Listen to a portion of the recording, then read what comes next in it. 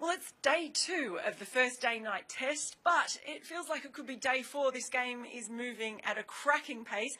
I'm joined by Ian Chappell to discuss what's been a topsy-turvy day, really, hasn't it, Chappelli? Yes, it has. I mean, the game's been interesting, I mean, forget for a moment that it's day-night. I think the pitch has had quite a bit to do with it because there's a bit more grass on it, and I think this maybe they did it to protect the ball. There were complaints beforehand that they were preparing a pitch to protect the ball. Maybe they did do that.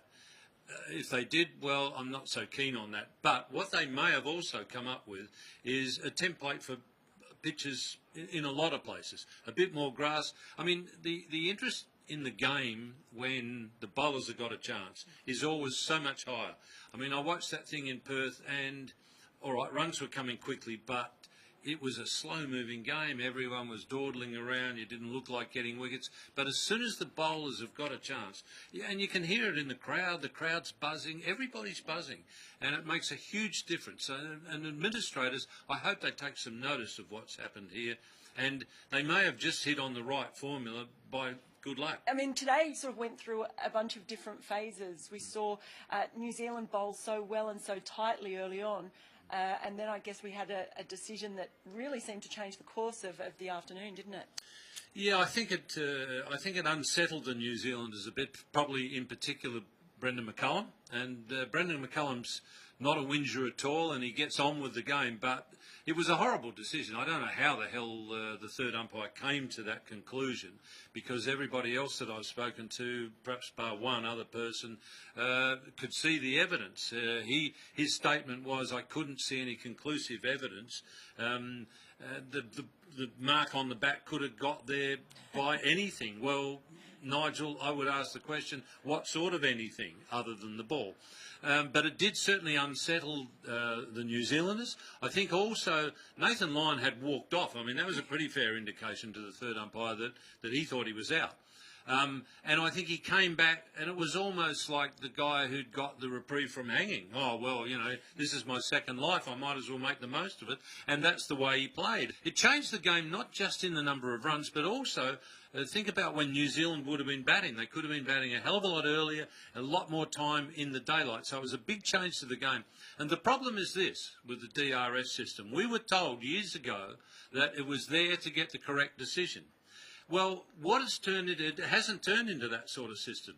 You're getting a lot of 50-50s reviewed. Now, 50-50s shouldn't be reviewed. They don't cause trouble on the cricket field. What does cause trouble is bad decisions that seriously affect one team.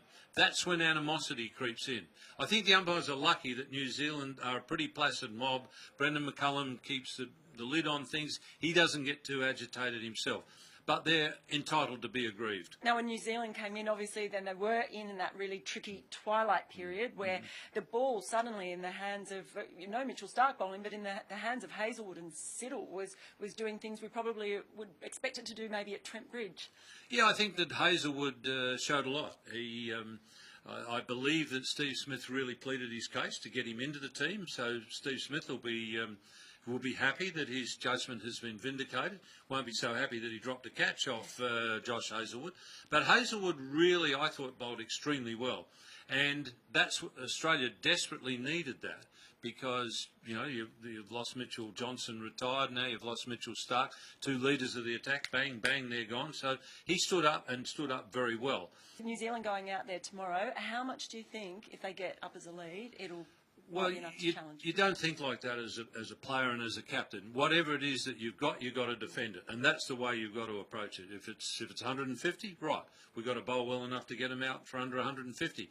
And you've got to have someone, preferably the leader of your attack, who really believes that you can win. Now, this may be New Zealand's problem. I'm not sure that they've really got a leader of that attack who believes that he can bowl them to victory. Josh Hazlewood did the leading tonight and did it very well. Different circumstances though. When that's the final innings, you've got to have someone with great belief. If New Zealand can find someone like that, they're in with a chance. I don't see who that guy is at the moment. Well, we'll certainly find out We will. tomorrow or the next day. Thanks for your thoughts, Trapelli. Pleasure. Look forward to hearing more from you later on. And don't forget, you can keep up to date with everything in this day-night test right here on ESPN Cricinfo.